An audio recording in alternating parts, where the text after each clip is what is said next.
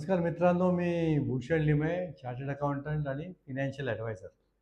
आज आपण सेविंग्स आणि इन्व्हेस्टमेंट हे जे दोन शब्द आहेत ना, त्याच्यातला एक बारीकसा डिफरन्स आहे.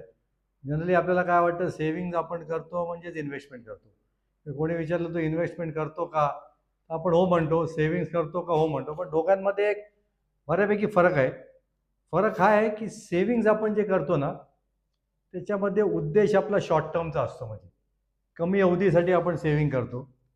जिथे आपण सेविंग्स करतो ते प्रोडक्ट्समध्ये रिस्क कमी असते आणि लिक्विडिटी खूप जास्ती असते. लिक्विडिटीचा अर्थ काय, की जेव्हा आपल्याला कधी इमर्जन्सी आली तर इमिजिएटली एखाद दिवसात आपल्याला पैसे मिळतात.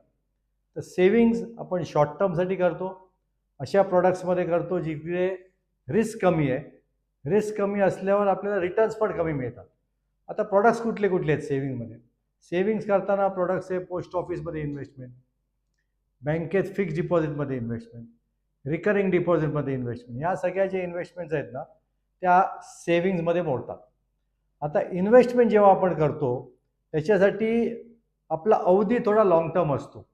सेविंगसाठी अवधी 6 महिने, 1 वर्ष, 1.5 वर्ष, 2 वर्षापर्यंत असतं. इन्व्हेस्टमेंट जी आहे ना, ती जनरली लॉंग टर्म असते, 3 ते 5 वर्षाच्या वरती. या प्रॉडक्ट्समध्ये रिटर्न्स जास्ती असतात, पण त्याच्या जोडीला रिस्क पण जास्ती असते. लिक्विडिटी असते त्याला, पण शॉर्ट टर्ममध्ये जर का आपण पैसे काढले तर लॉस पण होऊ शकतो आपल्याला. या प्रॉडक्ट्समध्ये जेव्हा इन्व्हेस्टमेंट करतो तेव्हा जे प्रॉडक्ट्स असतात, म्युच्युअल फंड असतात, स्टॉक मार्केटमध्ये इन्व्हेस्टमेंट असते, रिअल इस्टेटमध्ये इन्व्हेस्टमेंट असते, बिटकॉईनमध्ये इन्व्हेस्टमेंट असते. या सगळ्या ज्या इन्व्हेस्टमेंट्स आहेत ना, त्या इन्व्हेस्टमेंट या कॅटेगरीमध्ये मोडतात. सो बेसिक डिफरन्स आहे, savings is for short term, investment is for long term. सेविंग्जमध्ये रिस्क कमी असतं, म्हणजे आपलं नुकसान व्हायची पॉसिबिलिटी खूप कमी असते किंवा नसतेच असं समजा. इन्व्हेस्टमेंटमध्ये शॉर्ट टर्ममध्ये म्हणजे तुम्ही इन्व्हेस्टमेंट केली, म्युच्युअल फंडमध्ये इन्व्हेस्टमेंट केली, स्टॉकमध्ये इन्व्हेस्टमेंट केली, बिटकॉईनमध्ये केली, रिअल इस्टेटमध्ये केली आणि तुम्हाला थोड्याच अवधीमध्ये पैसे लागले, तुम्ही ते पैसे विड्रॉ करायला गेलात तर लॉसमध्ये पण काढावे लागतात.